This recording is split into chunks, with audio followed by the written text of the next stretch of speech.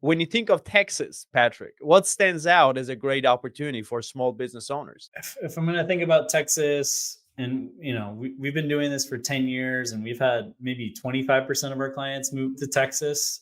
So we've been actively, following the progression of the state, and it's year over year. It just surprises me. In 2023, there were 612,000 people that moved to Texas. God, So what I think of with Texas is a rising tide, everyone gets lifted up. There's that demographic push with Texas.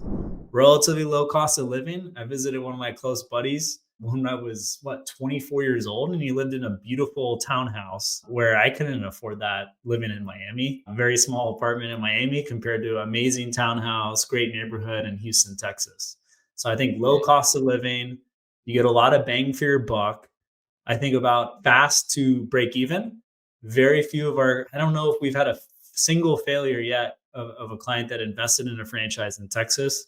hmm I always hear success stories about how they break even quite fast, whether that's from the franchisor or individual or directly from the horse's mouth, directly from the client. Excellent public schools, and that goes anywhere from elementary school up to high school, even higher ed with University of Texas Austin.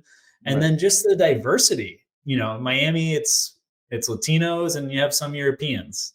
In Texas, you got everything.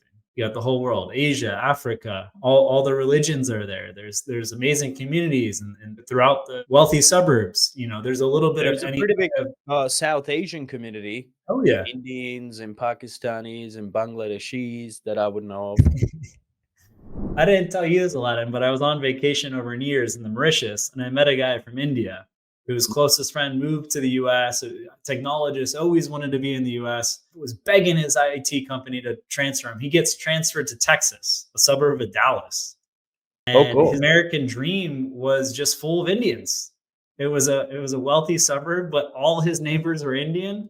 There was a Hindu temple just a few blocks from his house, and Just he like felt home. more, yeah, just he felt like home. So if that's what you want, if you want to be with, people of similar background, you got that, but you have it all in Texas. So Austin, Houston, Dallas. We have clients, moving to smaller cities like El Paso, San Antonio. There's a lot of great places to move in Texas. So I blabbered on a bit, but that's what I think about. When I think about Texas, I think about success, low cost of living, great demographics, and opportunities, whether it's for business or pleasure. We have a mutual client that we helped this case coming from Singapore, chose Dallas. Easy hub, can travel all over the United States, can go back to Asia, can go to Europe. A lot of big Fortune 500 companies are in Dallas as well as Houston. So maybe if your spouse is going to look for employment, it's a great place to be. It's not as high cost as Chicago, New York, and it's on the up. So that's that. Hey, man, And you're gonna upset us Floridans, man. I know. Yeah, I mean, I love Florida. Miami is great. Yeah. But I No. see it as like a scale. It's like full quality of life.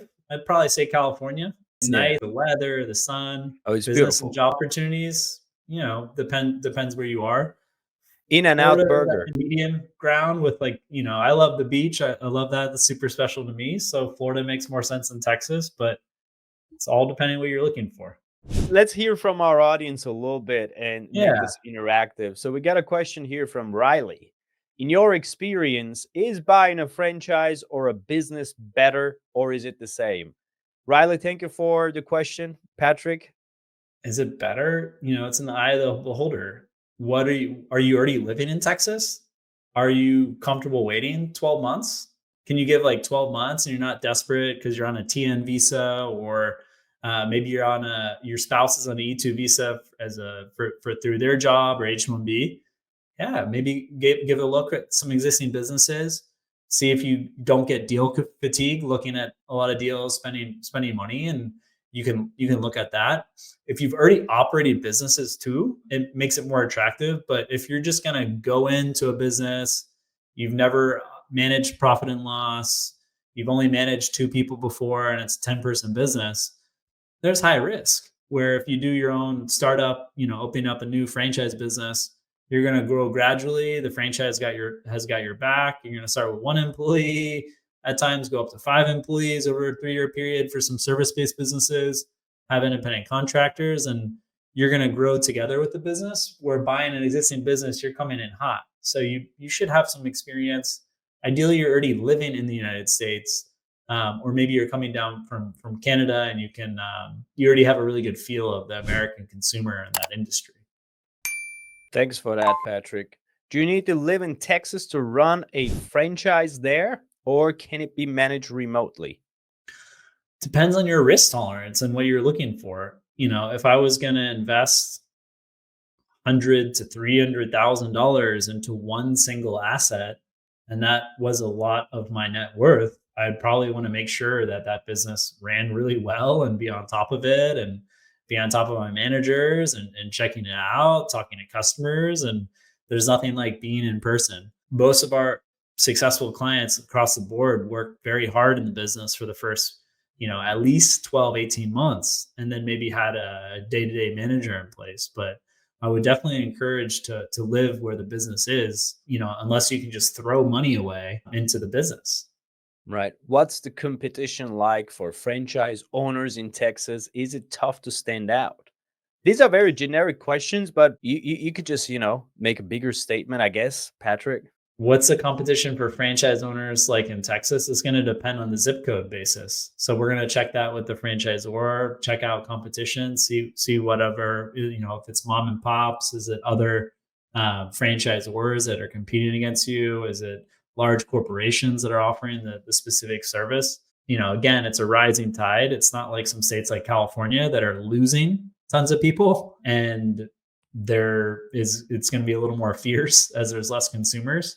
There's a lot more consumers coming in. Yeah, there's more businesses being open, but I've never heard, competition is really driving creating problems for my business in Texas.